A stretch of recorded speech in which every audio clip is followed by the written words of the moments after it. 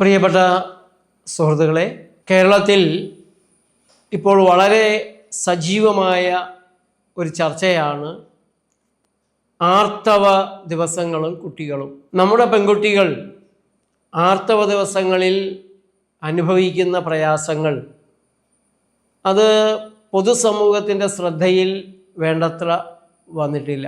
പുരുഷാധിപത്യം ഇപ്പോഴും നിലനിൽക്കുന്ന നമ്മുടെ സമൂഹത്തിൽ സ്ത്രീകൾക്കുണ്ടാകുന്ന രോഗങ്ങൾക്ക് കാര്യമായ ശ്രദ്ധയോ പരിഗണനയോ ഇല്ല എന്നുള്ളതൊരു വാസ്തവമാണ്. എന്നാൽ കുറച്ചു കാലങ്ങളായി അതിന് മാറ്റങ്ങൾ വരുന്നുണ്ട്. ഏതായാലും കേരള സർക്കാരിൻ്റെ ഇപ്പോഴത്തെ നീക്കം അത് ഈ വിഷയത്തിലേക്ക് കൂടുതൽ ശ്രദ്ധയെ കൊണ്ടുവരുന്നുണ്ട്. ആർത്തവ ദിവസങ്ങളിൽ പെൺകുട്ടികൾക്ക് അവധി അനുവദിക്കാനും ആ ദിവസങ്ങളിലെ പഠനം നഷ്ടപ്പെടാത്ത രീതിയിൽ പ്രത്യേകമായ ക്ലാസ്സുകൾ അറേഞ്ച് ചെയ്യാനുമുള്ള വിദ്യാഭ്യാസ മന്ത്രിയുടെ തീരുമാനം വളരെയേറെ അഭിനന്ദിക്കപ്പെടേണ്ടതാണ്.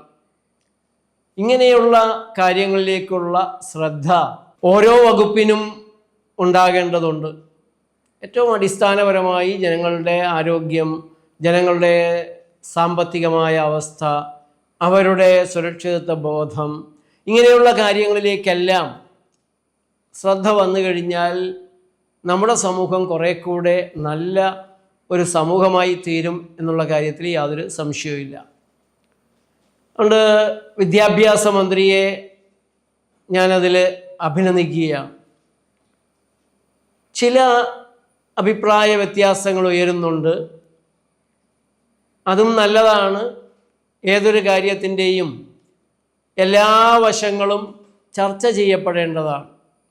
ഒരു ജനാധിപത്യ സമൂഹത്തിൽ ചർച്ച ചെയ്യുന്നതും സംവാദം നടക്കുന്നതും തർക്കങ്ങൾ ഉണ്ടാകുന്നതും ഒരു പരിധിവരെ വഴക്കുകൾ ഉണ്ടാകുന്നതുമൊക്കെ സ്വാഭാവികമാണ്, നടക്കേണ്ടതാണ്.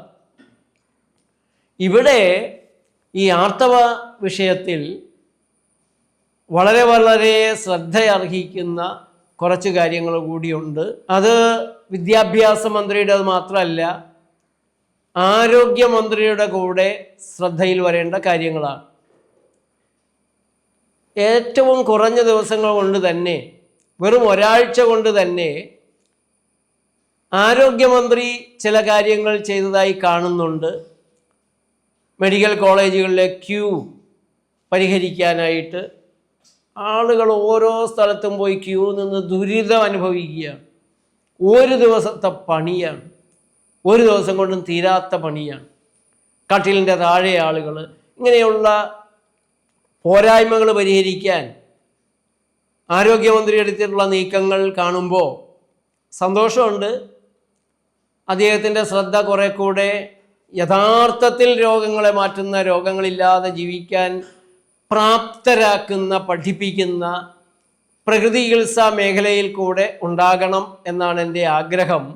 അതിന് ഇടയാകട്ടെ എന്ന് പ്രാർത്ഥിക്കുന്നു. ഏതായാലും ഈ ആർത്തവത്തിൻ്റെ കാര്യത്തിൽ വളരെ വളരെ ശ്രദ്ധയർഹിക്കുന്ന സ്ത്രീകൾ മാത്രമല്ല, ഭരണാധികാരികൾ മാത്രമല്ല, സാധാരണക്കാരായ പുരുഷന്മാർ ഗൃഹനാഥന്മാരായും ഭർത്താക്കന്മാരായും സഹോദരന്മാരായും സുഹൃത്തുക്കളുമായും ഒക്കെ പല വിധത്തിലുള്ള റോളുകൾ എടുക്കുന്ന പുരുഷന്മാർ, സ്കൂൾ കുട്ടികൾ സഹിതം, ആൺകുട്ടികൾ സഹിതം മനസ്സിലാക്കേണ്ട ചില കാര്യങ്ങളുണ്ട്. ഒന്ന്, മനുഷ്യവംശത്തിൻ്റെ നിലനിൽപ്പ് തന്നെ സ്ത്രീയുടെ, അവളുടെ ആർത്തവത്തിൻ്റെ, അവളുടെ സ്വഭാവവിശേഷങ്ങളുടെ എല്ലാം ബലത്തിലാണ് മുന്നോട്ട് പോകുന്നത്. അവളുടെ സ്വഭാവം പോലും, അവളുടെ പെരുമാറ്റം, അതിനെ കണ്ടില്ല എന്ന് നടിച്ചുകൊണ്ടാണ് അവളേക്കാൾ പ്രാധാന്യം കുറഞ്ഞ പുരുഷൻ അവളുടെ മേൽ ആധിപത്യം ചെലുത്തുന്നതും അവളെ ഒരടിമയാക്കി മുന്നോട്ട് കൊണ്ടുപോകുന്നതും. വലിയ ഒരു രാഷ്ട്രീയം അതിൻ്റെ പിന്നിലുണ്ട്. നമ്മൾ രാഷ്ട്രീയ മേഖലയിൽ നോക്കിയാലും സമൂഹത്തിൻ്റെ ഏത് മേഖലയിൽ നോക്കിയാലും പുരുഷൻ്റെ ഒരു ആധിപത്യമാണ്. ആ ആധിപത്യം സ്ത്രീയുടെ ആരോഗ്യമേഖലയെ, അവളുടെ രോഗങ്ങളെ അവഗണിക്കുന്ന രീതിയിൽ കൂടെയാകുന്നത് പരമദയനീയമാണ്. ആർത്തവവും ഗർഭധാരണവും പ്രസവവും ഒക്കെ ചിലരുടെ പരിഹാസ വിഷയം കൂടിയാണ് എന്നുകൂടെ കാണേണ്ടതുണ്ട്. ആർത്തവ ദിവസങ്ങളിൽ പെൺകുട്ടികൾ അനുഭവിക്കുന്ന ബുദ്ധിമുട്ടുകൾ പറയുകയാണെങ്കിൽ ഒരു സ്ത്രീ അനുഭവിക്കുന്ന പ്രയാസങ്ങളെക്കാൾ വളരെ കൂടുതലാണ്, കോംപ്ലിക്കേറ്റഡ് ആണ്. ആദ്യമായി ആർത്തവം അനുഭവിക്കുന്നത് വരെ ഒരു പെൺകുട്ടി വളരെ സ്വതന്ത്രയാണ്. അവൾക്ക് ഓരോ ദിവസവും എല്ലാ ദിവസവും ഒരേപോലെയാണ്. ആൺകുട്ടിയെപ്പോലെ തന്നെ പറന്നു നടക്കാം. പക്ഷേ ആർത്തവം തുടങ്ങുന്നതോടെ അവളിൽ ജൈവശാസ്ത്രപരമായ പ്രത്യേകതകൾ കാരണം ചില അസ്വാതന്ത്ര്യങ്ങൾ ഉണ്ടാകുന്നുണ്ട്. ചില പ്രയാസങ്ങൾ, ശാരീരികവും മാനസികവുമായ പ്രയാസങ്ങൾ കൂടെ അനുഭവപ്പെടുന്നുണ്ട്. അതിന് നല്ലൊരു കാരണം ജീവിതക്രമം തന്നെയാണ്, ആഹാരക്രമമാണ്. നിരവധി പെൺകുട്ടികളുടെ ആർത്തവ പ്രയാസങ്ങൾ എനിക്ക് കാണേണ്ടതായി വന്നിട്ടുണ്ട്. നേച്ചർ ലൈഫിൽ അനവധി പെൺകുട്ടികൾ, സ്ത്രീകൾ ആർത്തവ പ്രയാസങ്ങളുമായി വന്ന് അത് മാറ്റിയെടുത്ത് സന്തോഷമായി ജീവിക്കുന്നുണ്ട്. ആർത്തവത്തിന് അങ്ങനെ ഒരു പ്രയാസം ഉണ്ടാകേണ്ട കാര്യമുണ്ടോ എന്ന് ചോദിച്ചാൽ ഇല്ല എന്നാണ് ഉത്തരം. ആർത്തവ സമയത്ത് പെൺകുട്ടികൾ അനുഭവിക്കുന്ന പ്രയാസങ്ങൾ അത് 99% നമുക്ക് പരിഹരിക്കാൻ സാധിക്കും. വളരെ കുറഞ്ഞ കാര്യങ്ങൾക്ക് മാത്രമാണ് കൂടുതൽ ഗൗരവമായ ഇടപെടൽ വേണ്ടി വരുന്നത്. വളരെ ലളിതമായ രീതികൾ കൊണ്ട് മാറ്റാൻ കഴിയുന്നതാണ്. ഞാനതിൻ്റെ ഭാഗങ്ങളെല്ലാം ഇന്ന് പറയാം. അപ്പോൾ ആദ്യം തന്നെ ആർത്തവം മാനസികമായ ഒരു പരിഭ്രമമായി പലപ്പോഴും പെൺകുട്ടികൾക്ക് മാറാറുണ്ട്. അമ്മമാരും അധ്യാപികമാരും മുതിർന്ന ചേച്ചിമാരും ഒക്കെ കൂട്ടുകാരും ഒക്കെയായി വേണ്ട രീതിയിലുള്ള, ശരിയായ രീതിയിലുള്ള ഒരു അവബോധം നൽകുന്നില്ല എങ്കിൽ അത് വലിയൊരു ദുരിതം, ഒരു അമ്പരപ്പ് തന്നെയായി മാറാറുണ്ട്. ആർത്തവ ദിവസങ്ങളിലെ പ്രയാസങ്ങൾ ഇല്ലാത്ത കുട്ടികൾ ഇന്ന് വളരെ കുറവാണ്. ഇപ്പോൾ സ്മൂത്തായിട്ട് ഒരു സ്വാഭാവിക പ്രക്രിയയായിട്ട് അത് നടന്നു പോകുന്ന പെൺകുട്ടികൾ ചെറിയ ശതമാനമാണ്. വേദനയും ചെറിയ പ്രയാസങ്ങളും അസ്വസ്ഥതയും മൂഡിൻ്റെ ചെറിയ പ്രയാസങ്ങളും ഒക്കെ ആയിട്ട് മൈൽഡായ പ്രയാസങ്ങൾ അനുഭവിക്കുന്നവർ വളരെ കൂടുതലാണ്. ഏതാണ്ട് അധികം കുറവല്ലാത്ത ഒരു വിഭാഗം വളരെ തീക്ഷ്ണമായ പ്രയാസങ്ങളും അനുഭവപ്പെടുന്നുണ്ട്. അതിൽ വയറ് കൊളുത്തിപ്പിടിക്കൽ, വേദന, ദുസ്സഹമായ വേദന, നടുവേദന, ഓക്കാനം, ആകെയുള്ളൊരു അസ്വസ്ഥത, മാനസികമായിട്ട് മൂഡിൻ്റെ പ്രയാസങ്ങൾ, ഡിപ്രസീവായിട്ടുള്ള ഒരു സ്റ്റേറ്റിലേക്ക് പോവുക, പെട്ടെന്ന് ദേഷ്യം വരും, ആകെ കൂടി ഒരു ഇറിറ്റേറ്റഡ് അവസ്ഥയിലേക്ക് വരും.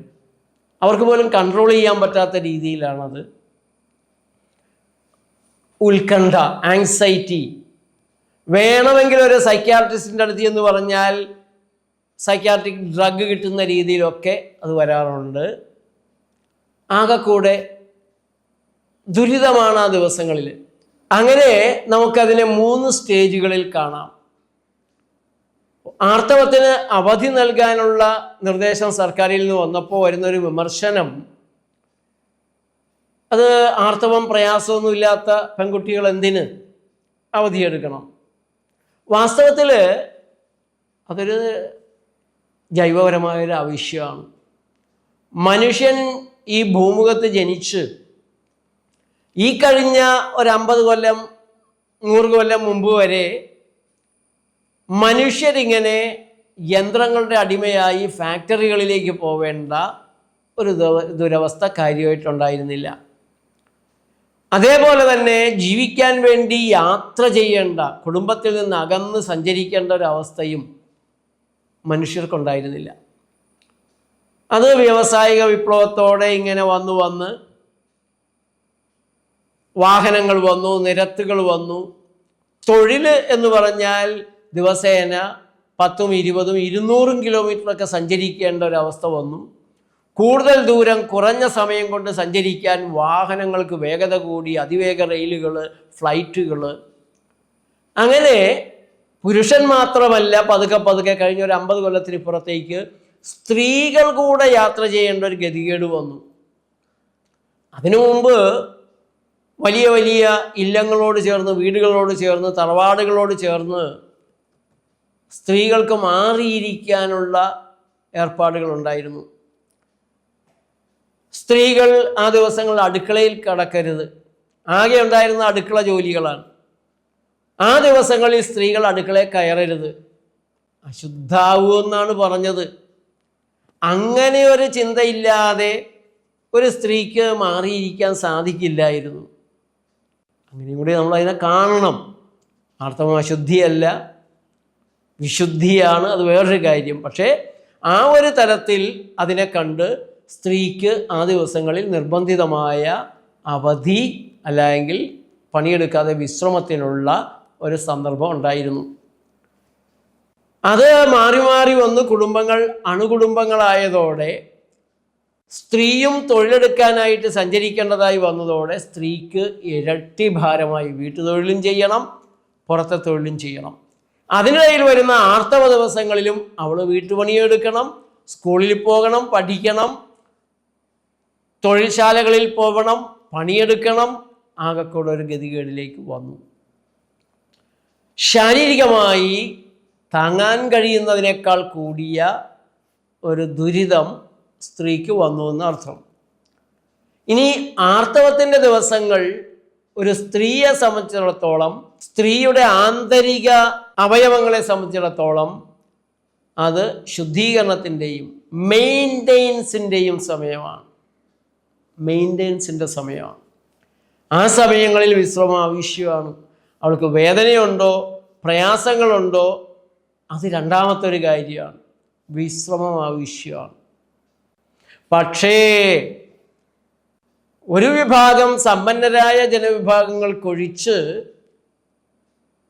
വേണമെന്ന് വെച്ചാലും വിശ്രമം എടുക്കാൻ പറ്റാത്ത ദുരവസ്ഥയിൽ നമ്മളെല്ലാവരും പമ്പരം പോലെ തിരിയുന്ന, കറങ്ങുന്ന ഒരു ദുരവസ്ഥയിലാണ് ഇന്നുള്ളത്. ഇടത്തരക്കാരൻ തുടങ്ങി താഴ്ന്ന വരുമാനമുള്ളവരുടെ ഇടയിൽ വരെ പണിയെടുക്കാതെ മുന്നോട്ട് പോകാൻ പറ്റില്ല. പഠിക്കാതെ, സ്കൂളിൽ പോവാതെ, ഒരു നിമിഷം, ഒരു അവർ, ഒരു പിരീഡ് തെറ്റിപ്പോയാൽ പോലും കയ്യിൽ നിന്ന് വിദ്യ തെറിച്ചു പോകുന്ന ഒരു ഗതികേടാണ് ഇന്നത്തെ ആധുനിക സിലബസിനുള്ളത്. വളരെ വലിയ മത്സരത്തിലാണ് കുട്ടികളെല്ലാം. എന്തിനാണ് ഈ മത്സരം എന്ന് അറിഞ്ഞുകൂടാ.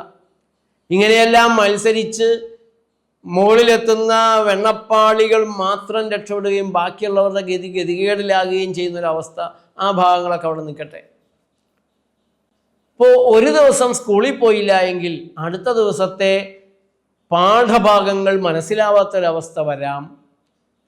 പരീക്ഷയിൽ അല്ലെങ്കിൽ സ്കൂളിൽ തന്നെ പിന്തള്ളപ്പെടാം. ഫസ്റ്റിൽ നിൽക്കുന്ന കുട്ടി തേർഡിലേക്കോ 10th പോവാം, 10th നിൽക്കുന്നത് 20th പോവാം. ഇതൊക്കെ വലിയ പ്രയാസങ്ങളാണ്. ഇത് ഒരുവിധമുള്ള ആളുകൾക്ക്, ഇന്നത്തെ വിദ്യാർത്ഥികളുടെ മനസ്സും അവർ നേരിടുന്ന ഈ പ്രഷറും, ബ്ലഡ് പ്രഷറിനേക്കാൾ വലിയ പ്രഷറാണ് സ്റ്റഡി പ്രഷർ. അതൊന്നും ഒരു മുതിർന്ന തലമുറയിലെ ആളുകൾക്ക് മനസ്സിലാവില്ല. കുട്ടികളുമായി നന്നായി ഇടപഴകുന്നവർക്കും അധ്യാപകർക്കും മാത്രമേ അത് മനസ്സിലാകൂ എന്നാണ് എനിക്ക് തോന്നുന്നത്. അപ്പോൾ ആ കുട്ടികളെ സംബന്ധിച്ചിടത്തോളം അവധിയെടുക്കുക പ്രയാസമാണ്. സർക്കാർ അവധി ദിവസങ്ങളിൽ, ശനിയാഴ്ചകളിലെല്ലാം സ്പെഷ്യൽ ക്ലാസ്സുകൾ വെച്ച് അവരെ പഠിപ്പിക്കുമെന്നൊക്കെ പറയുന്നുണ്ടെങ്കിലും അത് എത്രത്തോളം ശരിയാകുമെന്നുള്ളൊരു കാര്യമൊക്കെ കണ്ടറിയണം. എന്നാലും നിരവധി പെൺകുട്ടികളെ സംബന്ധിച്ചിടത്തോളം ഇത് അടിയന്തരമായൊരാവശ്യമാണ്. അവരുടെ ആരോഗ്യ പ്രയാസങ്ങൾക്കുള്ള പരിഹാരം കൂടിയാണ്. നല്ലൊരു ശതമാനം കുട്ടികളും ഈ പീരീഡ്സിൻ്റെ ദിവസങ്ങളിൽ പെയിൻ കില്ലറുകൾ എടുത്തിട്ടാണ് സ്കൂളിൽ പോകുന്നത് എന്ന് പറഞ്ഞാൽ നിങ്ങൾ വിശ്വസിക്കുമോ? ഞാൻ അങ്ങനെയുള്ള നിരവധി കുട്ടികളെ കണ്ടിട്ടുണ്ട്. അങ്ങനെ പീരീഡ്സിലെല്ലാം പെയിൻ കില്ലർ കഴിച്ച് കരളും കിഡ്നിയും തകർന്ന കുട്ടികളെ ഞാൻ ചികിത്സിച്ചിട്ടുണ്ട്. എൻ്റെ കൺമുന്നിലൂടെ മരണത്തിലേക്ക് പോയ പെൺകുട്ടികളുണ്ട്. അടിമാലിയിലെ പഞ്ചായത്ത് മെമ്പർമാർ ചില നാട്ടുകാരും കൂടെ ഒരു കൊച്ചു പെൺകുട്ടിയെ കൊണ്ടുവന്നു. സ്കൂൾ കുട്ടിയാണ്. ആ കുട്ടിയുടെ വൃക്കകൾ രണ്ടും പോയി. അത് 2000-ൻ്റെ ആരംഭത്തിലാണ്. അന്ന് ആലുവയിലാണ് നേച്ചർ ലൈഫിന് കേന്ദ്രമുള്ളത്. ചാലയ്ക്കൽ എന്ന് പറഞ്ഞ സ്ഥലത്ത് നവജീവന കേന്ദ്രം എന്നുള്ള പേരിലാണ് ഞങ്ങൾ ആരംഭിക്കുന്നത്. കിഡ്നി മാറ്റി വയ്ക്കണമെന്ന് കോട്ടയം മെഡിക്കൽ കോളേജിൽ പറഞ്ഞിരിക്കുന്നു. 3 ലക്ഷം രൂപയെങ്കിലും വേണം. അന്ന് എവിടെ നിന്നുണ്ടാക്കാനാണ്? ഡയാലിസിസ് തന്നെ കുറേ കാലമായി നടത്തിക്കൊണ്ടിരിക്കുന്നത് നാട്ടുകാരിൽ നിന്ന് പിരിച്ചിട്ടാണ്. മെമ്പർമാരും ചില പ്രമാണിമാരും ഒന്ന് ആലോചിച്ച് കഴിഞ്ഞപ്പോൾ 3 ലക്ഷം രൂപയല്ലേ, എങ്ങനെയെങ്കിലും ഉണ്ടാക്കാം. പക്ഷേ കിഡ്നി മാറ്റി വെച്ച് കഴിഞ്ഞാൽ അന്നത്തെ രീതിയിൽ 10,000 രൂപയുടെ മരുന്ന് മാസം കഴിക്കണം. അതിനെന്ത് ചെയ്യും? വീണ്ടും അവരാലോചിച്ചപ്പോൾ എത്ര മാസം കഴിക്കണം? തിരിച്ചു കയറി ഡോക്ടറോട് ചോദിച്ചപ്പോൾ ഡോക്ടർ പറഞ്ഞു, ആദ്യത്തെ 1 കൊല്ലം നമുക്ക് കുറയ്ക്കാൻ പറ്റില്ല. 1 കൊല്ലം കഴിഞ്ഞ് ആൾ ജീവിച്ചിരിപ്പുണ്ടെങ്കിൽ നമുക്കത് 7,000 കുറയ്ക്കാം. അങ്ങനെ ഒരു അവസ്ഥയിലാണ് പ്രകൃതി ചികിത്സയ്ക്ക് അവർ വരുന്നതും. സുഖമരണമേ സാധിക്കൂ. ആ രീതിയിൽ മോശമായി.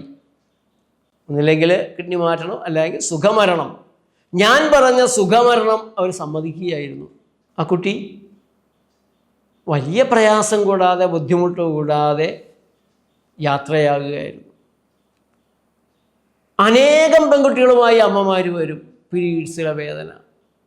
സ്കൂളുകളിൽ ക്ലാസ്സിന് പോകുമ്പോഴും കുട്ടികളുടെ ചോദ്യം അതൊക്കെ തന്നെ. ആദ്യമൊക്കെ അവർക്ക് നാണമാണ് ചോദിക്കാൻ. നമ്മുടെ പെൺകുട്ടികൾ ഒരിക്കലും നാണിക്കരുത് ഈ വക കാര്യങ്ങൾ തുടർന്ന് ഇപ്പോൾ നമ്മുടെ സമൂഹത്തിൽ ആ മാറ്റം വന്നിട്ടുണ്ട്. ആർത്തവ ദിവസങ്ങളിൽ സ്ത്രീയുടെ ശരീരത്തിന് വരുന്ന മാറ്റങ്ങളിൽ ഒന്ന് ചൂടിൻ്റെതായ വ്യത്യാസമാണ്. ശരീരത്തിൻ്റെ ചൂടൊന്ന് കുറയും. അതേപോലെ ചിലർക്ക് വിശപ്പില്ലാതെയാകും, ചിലർക്ക് വിശപ്പ് കൂടിയെന്ന് വരും. അസ്വസ്ഥതകൾ പല രീതിയിലാണ് അനുഭവപ്പെടുക. അവരുടെ ശരീരത്തിലെ പ്രോസ്റ്റാഗ്ലാൻഡിൻസ് എന്ന സ്രവത്തിൻ്റെ അളവൊന്ന് കൂടും. അത് യൂട്രൈൻ മസിലുകളെ ഒന്ന് പിരിമുറുക്കത്തിലേക്ക് നയിക്കും. ക്ഷീണവും തളർച്ചയും ബ്രെയിൻ ഫോഗ് എന്ന് പറയുന്ന ദുരവസ്ഥയും എല്ലാം ഉണ്ടാകും. പലതരത്തിലുള്ള അസ്വസ്ഥതകൾ മാറി മാറി വരാം. ചില കുട്ടികൾക്ക് ആ സമയത്ത് ദേഷ്യം, വൈകാരികമായ തലത്തിലുള്ള പ്രയാസങ്ങളാണ് കൂടുക. അപ്പം ആ ദിവസങ്ങളിൽ തുണി അലക്കുക, നിലം തുടക്കുക, വീടടിച്ചു വാരുക, പെൺകുട്ടികൾ ചെയ്യണമെന്ന് നമ്മൾ തീരുമാനിച്ചിട്ടുള്ള കുറേ ജോലികൾ അവരുടെ തലയിലുണ്ടാവും. ആ ജോലികളും വീട്ടിലെ ചില പ്രയാസങ്ങളും പ്രതിസന്ധികളും ചില ശകാരങ്ങളും എല്ലാം കൂടെ വരികയാണെങ്കിൽ ഭേഷായി. പഠിച്ചു തീർക്കാത്തതിൻ്റെ തലവേദന, അധ്യാപകരുടെ ശകാരം, ഇങ്ങനെ ആകെക്കൂടെ നമ്മുടെ കൊച്ചു പെൺകുട്ടികൾ നമുക്ക് ചിന്തിക്കാൻ കഴിയുന്നതിനപ്പുറത്തേക്കുള്ള ദുരിതത്തിലൂടെ കടന്നു പോകുന്നുണ്ട്. അങ്ങനെ വരുമ്പോൾ കൂടിയാണ് പെൺകുട്ടികൾ പാരാസെറ്റമോളിലും ബ്രൂഫനിലും അതേപോലുള്ള മരുന്നുകളിലേക്ക്, പെയിൻ കില്ലറുകളിലേക്ക് ഒക്കെ വീണു പോകുന്നത്. അത് പതുക്കെ അവരുടെ യൂട്രസിലെ നിരവധി തരത്തിലുള്ള പ്രയാസങ്ങളിലേക്ക്, പ്രമേഹ മരുന്നുകൾ കഴിക്കേണ്ട തരത്തിൽ PCOD അതിന് കൊടുക്കുന്ന മരുന്നുകൾ പ്രമേഹ മരുന്നൊക്കെയാണ്. അതായത് ഇൻസുലിൻ സ്പൈക്ക് കൺട്രോൾ ചെയ്യുന്നതിലൂടെ അതിലൊരു ലോജിക്ക് ഉണ്ടെങ്കിലും അപകടമാണ് കൂടുതലുള്ളത്. അപ്പോൾ ഈ മരുന്നുകൾ കഴിച്ച് മറ്റു പല രോഗങ്ങളും, ക്യാൻസർ വരെ നേടിയെടുക്കുന്ന പെൺകുട്ടികളുണ്ട്. നേരത്തെ ഞാൻ പറഞ്ഞു, കരളും കിഡ്നിക്കുള്ള കേട് ഉറപ്പായിട്ടും പെയിൻ കില്ലർ കഴിച്ചാൽ ഉണ്ടാകും.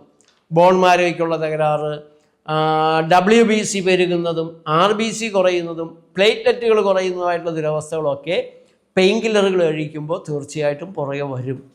പ്രമേഹം പിടിപെടാം, BP കൂടാം. അപ്പോൾ എങ്ങനെയാണ് ഈ ദിവസങ്ങളെ തരണം ചെയ്യേണ്ടത്?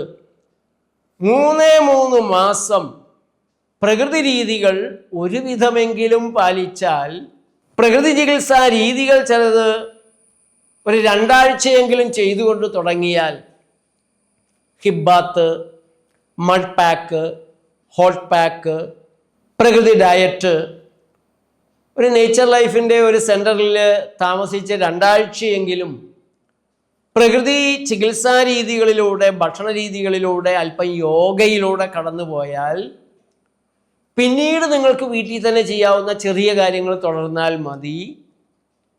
3 മാസങ്ങൾക്കുള്ളിൽ ഈ പീരീഡ്സ് വരുന്നത് നിങ്ങൾ അറിയാതെ സ്മൂത്തായി മാറും.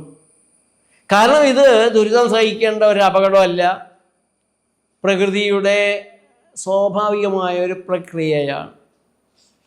അപ്പോൾ എന്താണ് ശ്രദ്ധിക്കേണ്ടത്, എന്താണ് ചെയ്യേണ്ടത് എന്ന ഭാഗത്തേക്ക് വരാം. പ്രോസസ്ഡ് ഫുഡ് പറയുമ്പോൾ കാര്യങ്ങൾ നിങ്ങൾക്ക് എളുപ്പത്തിൽ മനസ്സിലാവും. പാക്കറ്റിൽ വരുന്നത്, ടിന്നിൽ വരുന്നത്, മറ്റൊരു തരത്തിൽ പറഞ്ഞാൽ കമേഴ്ഷ്യൽ ഫുഡ്, ബിസിനസ് ഫുഡ്, കച്ചവടത്തിന് വേണ്ടി തയ്യാറാക്കി വയ്ക്കുന്ന ഭക്ഷണ സാധനങ്ങളല്ല, അവ ക്രിമിനൽ ഫുഡുകളാണ്. അത്തരത്തിലുള്ള ക്രിമിനൽ ഫുഡുകൾ ഭക്ഷണത്തിൽ വിഷം ചേർത്ത് ബാക്ടീരിയ കയറാതിരിക്കാൻ, ഫംഗസ് വരാതിരിക്കാൻ, ഭക്ഷണത്തിൽ വിഷങ്ങൾ ചേർത്ത് പൊതിഞ്ഞുകെട്ടി ദീർഘകാലം ഇരിക്കാനുള്ള കെമിക്കൽ കൂടെ ചേർത്ത് വയ്ക്കുന്ന ആഹാരപാനീയങ്ങൾ പാടേ ഒഴിവാക്കണം, പൂർണ്ണമായിട്ടും ഒഴിവാക്കണം. ഭക്ഷണം കഴിക്കണം, ആരോഗ്യം തരുന്ന ഭക്ഷണം കഴിക്കണം. കാശുണ്ടാക്കാൻ വേണ്ടി ചിലരുണ്ടാക്കി വെക്കുന്ന ഭക്ഷണം കഴിച്ചാൽ ഈ പെൺകുട്ടികളുടെ കാര്യം ദുരിതം തന്നെ തുടരും. തൽക്കാലമായിട്ട് അവർ മരുന്നിലൊക്കെ പിടിച്ചു നിൽക്കും. കുറച്ച് കഴിയുമ്പോൾ ഒരു 10-15 കൊല്ലം കഴിയുമ്പോൾ അവർക്ക് ബ്രസ്റ്റ് ക്യാൻസർ, യൂട്രസ് ക്യാൻസർ, ഗതികേടിൻ്റെ അപ്പുറത്തേക്ക് അവരെത്തും. പ്രോസസ്ഡ് ഫുഡിൽ ഏറ്റവും വലിയ അപകടം അതിൽ സോഡിയം കണ്ടൻറ്റ് വളരെ കൂടുതലായിരിക്കും. സോഡിയം കണ്ടൻറ്റ് കൂടുമ്പോൾ അത് വെള്ളം കൂടുതൽ ആവശ്യപ്പെടും. ശരീരത്തിൽ തന്നെ വെള്ളം കൂടുതൽ തങ്ങി നിൽക്കുന്ന ഒരവസ്ഥ ഉണ്ടാക്കും. രക്തത്തിലും ആ ദുരവസ്ഥ ഉണ്ടാക്കും. ചിപ്സ്, ഫാസ്റ്റ് ഫുഡായിട്ട് അറിയപ്പെടുന്ന സാധനങ്ങൾ, കാൻഡി, അതേപോലെ തന്നെ പ്രോസസ്ഡ് മീറ്റ്, ഫ്രോസൺ മീറ്റ്, ഇങ്ങനെയുള്ള സാധനങ്ങളെല്ലാം തന്നെ നിർബന്ധമായും പെൺകുട്ടികൾ ഒഴിവാക്കണം. അതേപോലെ റീഫൈൻഡ് ഷുഗറും കാർബും ഉണ്ട്.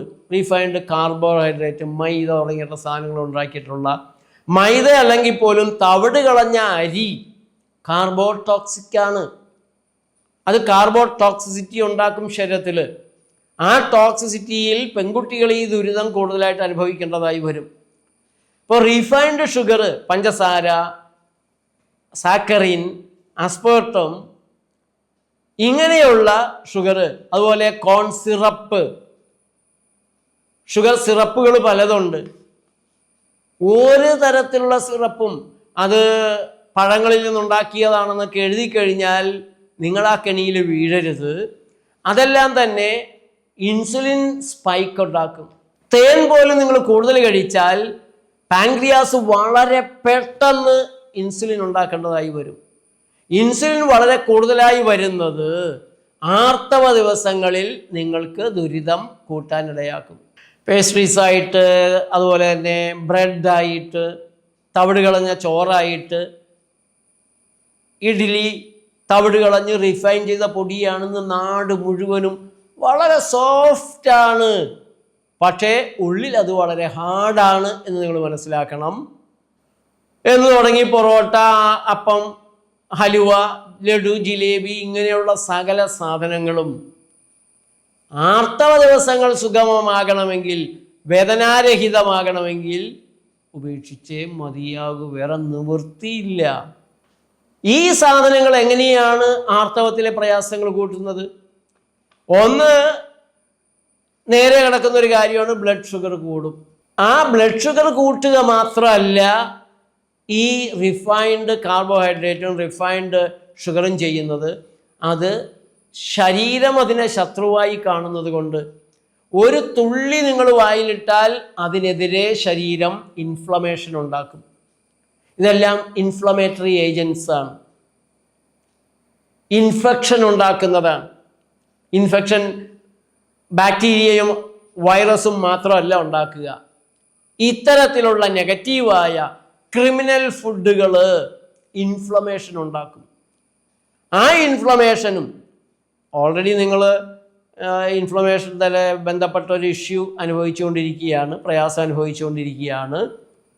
അതിനെ വഷളാക്കും, കൊളുത്തിപ്പിടുത്തം, യൂട്രസിൻ്റെ മസിലുകളെല്ലാം തന്നെ വലിഞ്ഞു മുറുകും, നിങ്ങൾക്ക് കൂടുതൽ ദുരിതം അനുഭവിക്കേണ്ടതായി വരും.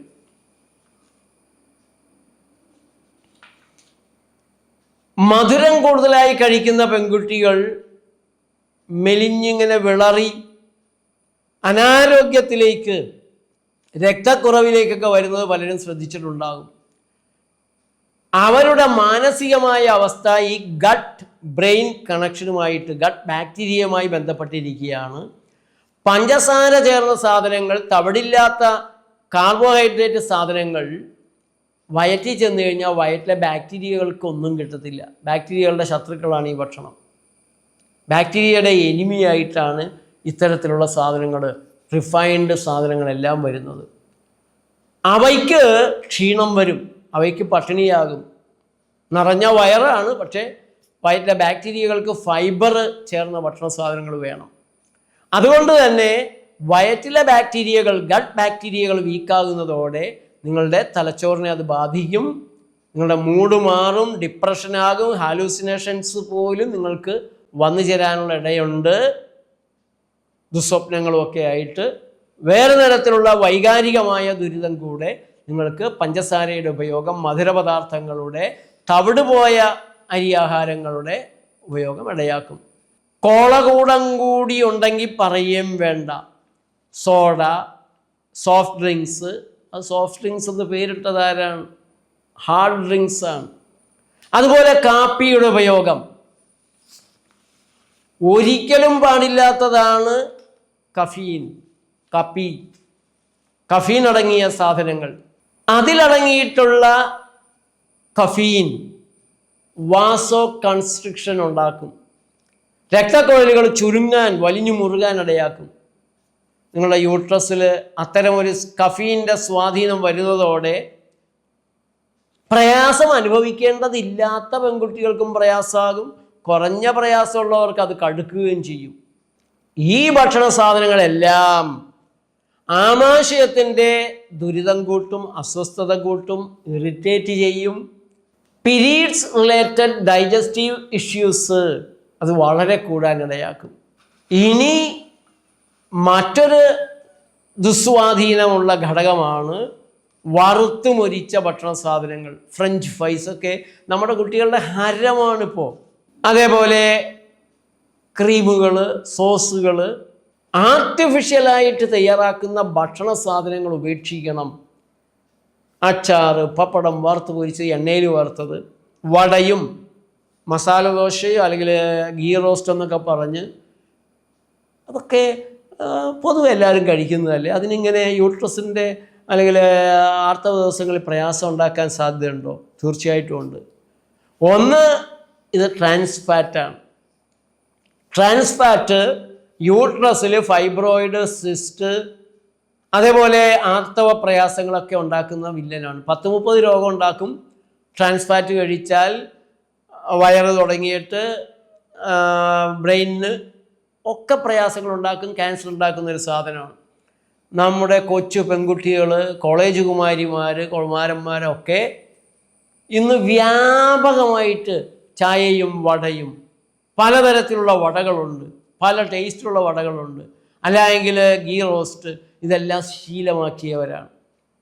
നിങ്ങളുടെ വയറുവേദന മാറണമെന്നുണ്ടെങ്കിൽ ഇതൊക്കെ മാറ്റിയേ പറ്റൂ. അപ്പോൾ നിങ്ങൾ പലരും ചോദിക്കും, പിന്നെ ഞങ്ങൾ എന്ത് കഴിക്കും? വായയ്ക്ക് രുചിയുള്ളതെല്ലാം ഇപ്പോൾ കഴിക്കരുതെന്ന് പറഞ്ഞിട്ടുണ്ട്, പിന്നെ എന്താ കഴിക്കാൻ പറ്റുക? ഞാൻ എന്ത് ചെയ്യാനാണ്? എനിക്ക് നിങ്ങളോട് കാര്യം സത്യമായിട്ട് പറയല്ലേ നിവൃത്തിയുള്ളൂ. ഈ വറുത്ത് മൊരിച്ച സാധനങ്ങൾ എല്ലാം നിങ്ങളുടെ പ്രോസ്റ്റാഗ്ലാൻഡിൻസിൻ്റെ അളവ് താറുമാറാക്കുന്നതാണ്, വളരെ കൂട്ടുന്നതാണ്. അത് നിങ്ങൾക്ക് പ്രയാസം ഉണ്ടാക്കും. എന്ത് ചെയ്യാൻ പറ്റും? ശരീരം അങ്ങനെ ആയിപ്പോയി. നിങ്ങളുടെ ശരീരം വേറെ ശരീരമായിരുന്നെങ്കിൽ, വേറെ തരത്തിലായിരുന്നെങ്കിൽ ഞാനിതൊന്നും പറയലായിരുന്നു. എൻ്റെ ശരീരം അങ്ങനെ തന്നെ ആയിരിക്കുമല്ലോ. അപ്പോൾ ഞാനിതൊക്കെ തിന്നേനെ അങ്ങനെയാണെങ്കിൽ. നമ്മുടെ ശരീരം ഇതൊരു വളരെ പ്രത്യേകതയുള്ള ജൈവ ശരീരമാണ്. അതിന് ചേരുന്ന ജൈവ വസ്തുക്കളുണ്ട്, ചേരാത്ത ജൈവ വസ്തുക്കളുമുണ്ട്. ചേരാത്ത സാധനങ്ങൾ ഇട്ട് കൊടുത്ത് ഇത് നന്നായി തീരണമെന്ന് പറഞ്ഞിട്ട് വാശി പിടിച്ചിട്ട് വല്ല കാര്യമുണ്ടോ കുട്ടികളെ? വേറെ നിവൃത്തിയില്ല. ഈ വഴിക്ക് തന്നെ പോയേ പറ്റുള്ളൂ. നിങ്ങൾക്ക് ദുരിതം വേണ്ടാന്നുണ്ടെങ്കിൽ, അല്ല അതിപ്പോൾ ആർത്തവ 3 ദിവസത്തെ ദുരിതമല്ലേ, അല്ലെങ്കിൽ ഒരാഴ്ചത്തെ അല്ലേ, ഞാൻ അനുഭവിച്ചോളാം, എനിക്ക് കൊതിയുള്ളതൊക്കെ തിന്നണമെന്നാണെങ്കിൽ ഞങ്ങൾ ഡോക്ടർമാർ, ഞങ്ങൾ ചികിത്സകർ ജീവിച്ചു പോകുന്നത് നിങ്ങളുടെ ഇങ്ങനെയുള്ള വികട ചിന്താഗതികൾ കൊണ്ടാണ്. ഞങ്ങളുടെ വരുമാനം ഇത്തരത്തിൽ അലക്ഷ്യ ജീവിതം നടത്തുന്ന, നിരുത്തരവാദ ആഹാരം കഴിക്കുന്ന നിങ്ങളാണ്. അതുകൊണ്ട് ഞങ്ങൾ നന്നാകണമെന്നുണ്ടെങ്കിൽ, ഉള്ളിൻ്റെ ഉള്ളിലുള്ള എൻ്റെ ആഗ്രഹം എനിക്കും നന്നാകണമെന്നാണ്. നിങ്ങളിതൊക്കെ തുടർന്നിട്ട് മരുന്നിന് വരിക, ചികിത്സിച്ചുകൊണ്ടേയിരിക്കുമ്പോൾ നിങ്ങൾക്ക് പുതിയ രോഗങ്ങൾ കിട്ടിക്കൊണ്ടിരിക്കുന്നതനുസരിച്ച് നിങ്ങൾ വന്നുകൊണ്ടിരിക്കുന്നതനുസരിച്ച് മരുന്നുകൾ ഞങ്ങൾ കൂടുതൽ തന്നുകൊണ്ടിരിക്കുന്നതനുസരിച്ച് നിങ്ങൾക്ക് കൂടുതൽ പ്രയാസങ്ങൾ വരും. അപ്പോൾ ഞങ്ങൾ കൂടുതൽ സർജറികളൊക്കെ ചെയ്യും. പിന്നെ നിങ്ങളുടെ അവയവങ്ങൾ മാറ്റിവെക്കാൻ കുടുംബം അങ്ങ് പണയം വെപ്പിക്കും. എങ്ങനെ വേണമെന്ന് നിങ്ങൾ തീരുമാനിക്കുക. പിന്നെയുള്ളത്, ഞാൻ കൊച്ചുകുട്ടികളോട് പറയേണ്ട കാര്യമുണ്ടോ എന്ന് ചോദിച്ചാൽ ഉണ്ടെന്നും പറയാം, ഇല്ലാന്നും പറയാം. Wine, beer, rum, brandy, gin, vodka, കോക്ടെയിലുകൾ,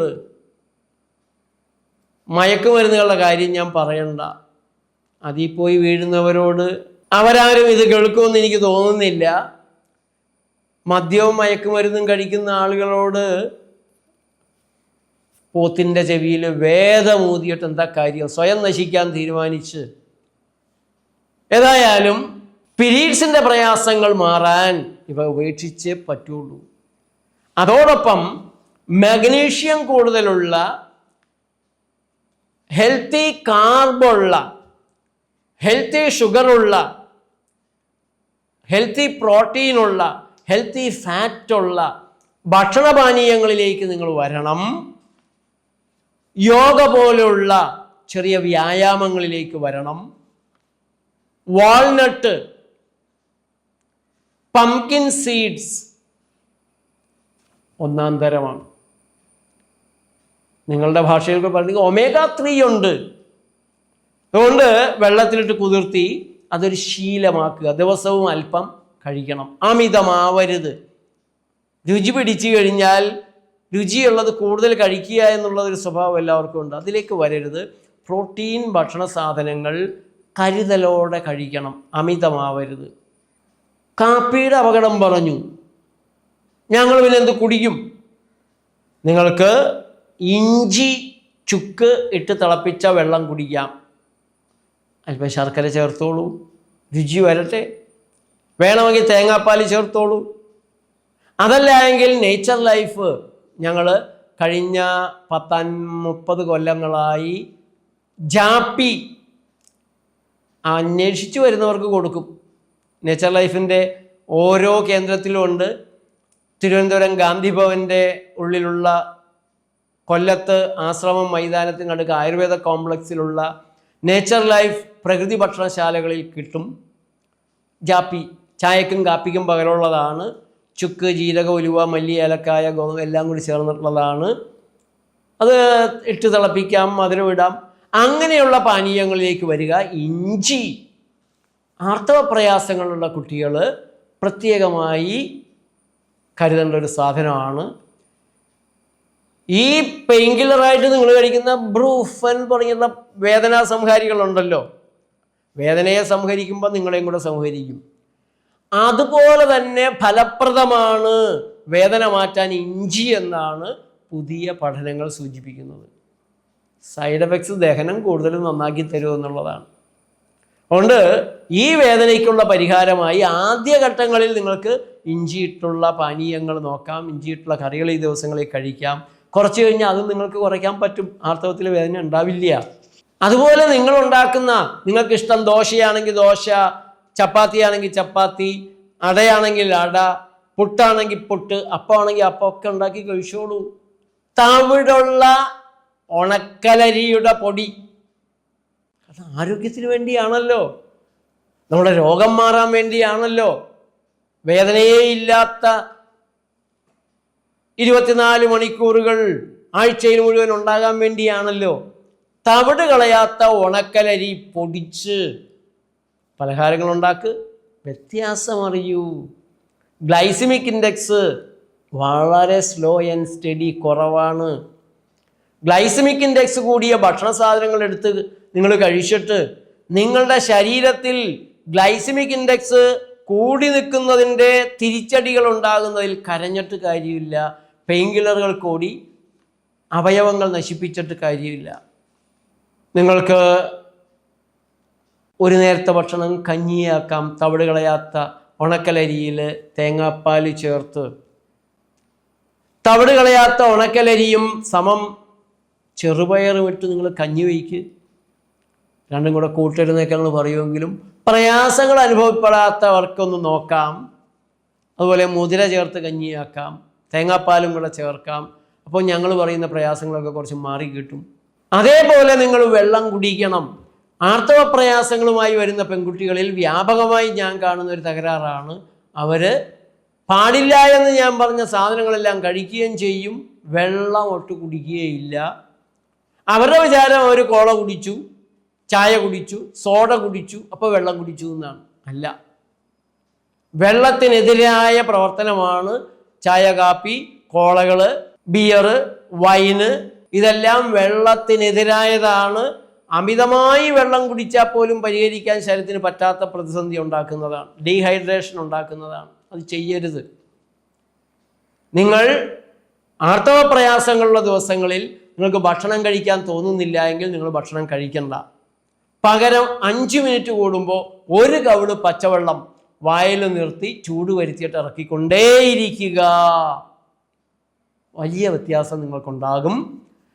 പിന്നെ ആർത്തവത്തിൻ്റെ വരുന്നതിന് തൊട്ട് മുമ്പുള്ള ദിവസം പഴങ്ങൾ, വേവിക്കാത്ത പച്ചക്കറികൾ മാത്രം കഴിക്കുക. ഞാൻ ഇരിക്കുന്ന കൊമ്പ് മുറിക്കുകയാണ് കേട്ടോ. ആർത്തവ തകരാറുമായിട്ട് വരുന്ന പെൺകുട്ടികൾ ഇനി എൻ്റെ ചികിത്സാലയത്തിലേക്ക് വരില്ല എന്നുള്ള അത് ഉറപ്പാണ്. ഇരിക്കുന്ന കൊമ്പ് മുറിക്കുകയാണെങ്കിലും ഞങ്ങളുടെ ലക്ഷ്യം സമൂഹത്തിൻ്റെ നന്മയാണ്, ആരോഗ്യമുള്ള സമൂഹമാണ്. അതുകൊണ്ട് നിങ്ങൾ ചെയ്തു നോക്കുക. ആർത്തവം വരുന്നതിന് തൊട്ട് മുമ്പ് അറിയാമല്ലോ തീയതി, മാറിപ്പോകണമെങ്കിലും പോയിക്കോട്ടെ, നിങ്ങൾ ഫ്രൂട്ട്സ്, വേവിക്കാത്ത പച്ചക്കറികൾ, നട്ട്സും കൂടെ ചേർത്ത് കഴിക്കുക. രാവിലെയുള്ള ഭക്ഷണം, പ്രഭാത ഭക്ഷണം പഴങ്ങൾ മാത്രം കഴിക്കുന്നവരും രാത്രി പഴങ്ങൾ മാത്രം കഴിക്കുന്നവരും അല്പം നട്ട്സ് കൂടെ ചേർത്ത് കഴിക്കണം. കാരണമുണ്ട്, അത് ഞാൻ അടുത്ത വീഡിയോയിൽ വിശദമായി പറയുന്നുണ്ട്. വേവിച്ചതൊരു സാധനം കഴിക്കരുത്. പാചകം ചെയ്തത് ആറിയിട്ടായാലും അല്ലെങ്കിലും കഴിക്കരുത്. ഇപ്പോൾ ഞാൻ പറയും, ഇഞ്ചിയിട്ട് തിളപ്പിച്ച വെള്ളവും ജാപ്പിയും നിങ്ങൾ കുടിക്കേണ്ട. ഇതുപോലെ നിങ്ങൾ ചെയ്യുമെങ്കിൽ, ഇൻറ്റൻസീവായിട്ട് വളരെ കൃത്യമായിട്ട് നന്നായിട്ട് ചെയ്യുമെങ്കിൽ എനിക്ക് ഗ്യാരണ്ടി തരാൻ സാധിക്കും. ആർത്തവത്തിൻ്റെ ആദ്യത്തെ ദിവസം, അപ്പോഴാണ് ഏറ്റവും കൂടുതൽ വേദനയും പ്രയാസവും പലർക്കും ഉള്ളത്. അന്ന് നിങ്ങൾ അവധിയെടുക്കണം, വീട്ടിലിരിക്കണം, കിടക്കണം. രാത്രി ഉറക്കത്തിനൊക്കെ പ്രയാസം പലപ്പോഴും ഈ ദിവസങ്ങളിലുണ്ടാകും. അപ്പോൾ കിടന്ന് വിശ്രമിക്കുമ്പോൾ അതിനെ നമുക്ക് ബാലൻസ് ചെയ്യാൻ സാധിക്കും. അന്ന് വിശ്രമത്തോടൊപ്പം ജ്യൂസ് ഡയറ്റ് മാത്രമാക്കണം. ജ്യൂസുകൾ, ഇപ്പോൾ കരിക്കും വെള്ളം, ഫ്രൂട്ട് ജ്യൂസുകൾ, അത് അല്പാൽപ്പം വായിൽ നിർത്തി ഉമിനീര് ചേർത്ത് കുടിക്കണം. ജ്യൂസ് ഉണ്ടാക്കിയാൽ 10 മിനിറ്റ് കൊണ്ട് തീർക്കണം. വെച്ചിരിക്കരുത്. പഞ്ചസാര ചേർക്കരുത്, ശർക്കര ചേർക്കരുത്, തേൻ പോലും ചേർക്കരുത്, ഐസ് വിടരുത്. അല്പാൽപ്പമായിട്ട് കുടിക്കണം. രണ്ടാമത്തെ ദിവസം വേദനയൊക്കെ കുറഞ്ഞു നിൽക്കുകയാണെങ്കിൽ നിങ്ങൾക്ക് ഫ്രൂട്ട്സിലേക്ക് വരാം, റോ വെജിറ്റബിളിൽ വരാം. മൂന്നാമത്തെ ദിവസം അങ്ങനെ തന്നെയാവാം. അല്ല, അസഹനീയമായ വേദന തുടരുകയാണെങ്കിൽ 1, 2, 3 ദിവസങ്ങൾ ജ്യൂസ് മാത്രം കഴിച്ച് നിങ്ങൾ വിശ്രമിക്കുക. വേദനയും പ്രയാസവും എല്ലാം മാറി ഫ്ലോ തീർന്നു കഴിഞ്ഞാൽ നിങ്ങൾക്ക് ഒരു ദിവസം കൂടെ ഫ്രൂട്ട്സിലേക്ക് വരാം. 2-3 ദിവസം കൂടെ ഫ്രൂട്ട്സിൽ മാത്രം നിൽക്കാൻ നിങ്ങൾക്ക് സാധിക്കുമെങ്കിൽ അപകടമൊന്നുമില്ല. ഫ്രൂട്ട്സ് ഒരു ഊണ് തരുന്നതിനേക്കാൾ കൂടുതൽ എനർജി നിങ്ങൾക്ക് തരും. നട്ട്സ് കൂടെ ചേർക്കുമ്പോൾ പോഷകങ്ങൾ ഒരുവിധം വേണ്ടതെല്ലാം കിട്ടും. അവക്കാഡോ പോലുള്ള പഴങ്ങൾ കഴിക്കാൻ സാധിക്കുകയാണെങ്കിൽ നല്ല ഫാറ്റും കിട്ടും. അതുകൊണ്ട് അതിനെക്കുറിച്ചൊന്നും നിങ്ങൾ വേവലാതിപ്പെടേണ്ട. കുട്ടികൾക്ക് പഠിക്കാനുള്ള പ്രോട്ടീൻ എവിടെ നിന്ന് കിട്ടുമെന്നൊക്കെ അമ്മമാർ ഇപ്പോൾ വിറയ്ക്കാൻ തുടങ്ങും. ഒരു കുഴപ്പമില്ല, പഴങ്ങളിലും പ്രോട്ടീനൊക്കെ ഉണ്ട്. തവിടുകളയാത്ത ഭക്ഷണമൊക്കെ അടുത്ത ദിവസങ്ങളിൽ കൊടുക്കുമ്പോൾ വളരെ കൂടുതൽ പ്രോട്ടീൻ അവർക്ക് പയറും കൂടെ, ചെറുപയറും കടലയും നട്ട്സും ഒക്കെ കഴിക്കുമ്പോൾ ആവശ്യത്തിനുള്ള കിട്ടിക്കോളും. അപ്പോൾ അങ്ങനെ ഒരു ചിട്ട നിങ്ങൾ ചെയ്താൽ 3 പീരീഡ്സ് എത്തുമ്പോഴേക്കും നിങ്ങൾക്ക് പിന്നെ ഈ ദുരിതം മാറിക്കിട്ടും. വേദനയില്ലാത്ത ആർത്തവം നിങ്ങൾക്കുണ്ടാകും. അതുകൊണ്ട് ഈ പറഞ്ഞ കാര്യങ്ങൾ കുറച്ചുകൂടെ നിങ്ങൾക്ക് വ്യക്തിപരമായി, ചിലപ്പോൾ നിങ്ങൾക്ക് മുഖക്കുരു കൂടി ഉണ്ടാകും, അല്ലെങ്കിൽ നടുവേദന സിവിയറായിരിക്കും, അതുമല്ലെങ്കിൽ കഫക്കെട്ടുണ്ടാകും, ആസ്തമയുടെ തകരാറുണ്ടാകും, യൂറിനറി ട്രബിളുകൾ വേറെ ഉണ്ടാകും. അങ്ങനെയും കൂടിയൊക്കെ പ്രയാസങ്ങളുണ്ടെങ്കിൽ തീർച്ചയായും നിങ്ങൾ നേച്ചർ ലൈഫിൽ വരൂ. ഞങ്ങളുടെ ഡോക്ടർമാർ വളരെ കൃത്യമായി നിങ്ങളെ സഹായിക്കും. ഒരു കൺസൾട്ടേഷന് രാവിലെ തുടങ്ങി വൈകിട്ട് വരെ നിങ്ങൾക്ക് എപ്പോൾ വേണമെങ്കിലും വരാം. ഞായറാഴ്ചയും ഒക്കെ നിങ്ങൾക്ക് വരാവുന്നതാണ്. ഏതായാലും വിദ്യാഭ്യാസ വകുപ്പിൻ്റെ ഈ ഒരു പരിശ്രമം വളരെ വളരെ നല്ലതാണ്. ഇനി സ്കൂളിലെ കുട്ടികൾക്ക് കൊടുക്കുന്ന ഭക്ഷണപാനീയങ്ങളിൽ ഇതുപോലുള്ള ചില മാറ്റങ്ങൾ കൂടെ വരുത്താൻ സാധിക്കുമെങ്കിൽ, ഈ മുട്ടയും പാലും ഒക്കെ കൊടുക്കുന്നതിന് പകരം പഴങ്ങളും പച്ചക്കറികളും ഒക്കെ കൊടുക്കാൻ സാധിക്കുമെങ്കിൽ അത് വളരെ വലിയ ഒരു കാര്യമായിരിക്കും. സ്കൂൾ കുട്ടികൾക്ക് വരെ കരിക്ക് കൊടുക്കാൻ സാധിച്ചാലൊന്ന് ആലോചിച്ച് നോക്കിയാൽ കേര കർഷകർ രക്ഷപ്പെടും. കേരളത്തിലുള്ള കരിക്ക് എടുത്ത് കൊടുക്കണം, പുറത്തുനിന്ന് വരുന്നതിൽ വലിയ കാര്യമില്ല. അപ്പം അങ്ങനെയുള്ള മാറ്റങ്ങൾ കൂടുതൽ ഉണ്ടാവട്ടെ. ആർത്തവ ദിവസങ്ങളിലെ വേദനയും പ്രയാസങ്ങളും ഇല്ലാതെ സുഖമായി ജീവിക്കാൻ, ജീവിതം ആസ്വാദ്യമാക്കാൻ, ആരോഗ്യമുള്ള കുട്ടികളുണ്ടാവാൻ, ഈ ആർത്തവ വേദനയൊക്കെ സഹിച്ച് അതിൻ്റെ മരുന്നും കഴിച്ച് ആ പെൺകുട്ടികൾക്കുണ്ടാകുന്ന കുട്ടികൾക്കും ഇതുപോലുള്ള പ്രയാസങ്ങൾ, പലതരത്തിലുള്ള ആരോഗ്യ പ്രയാസങ്ങൾ ഉണ്ടാകാൻ സാധ്യതയുണ്ട്. അതുകൊണ്ട് ആരോഗ്യമുള്ളൊരു ഭാവി തലമുറയ്ക്ക് കൂടെ ഇടയാവട്ടെ. നന്ദി, നമസ്കാരം.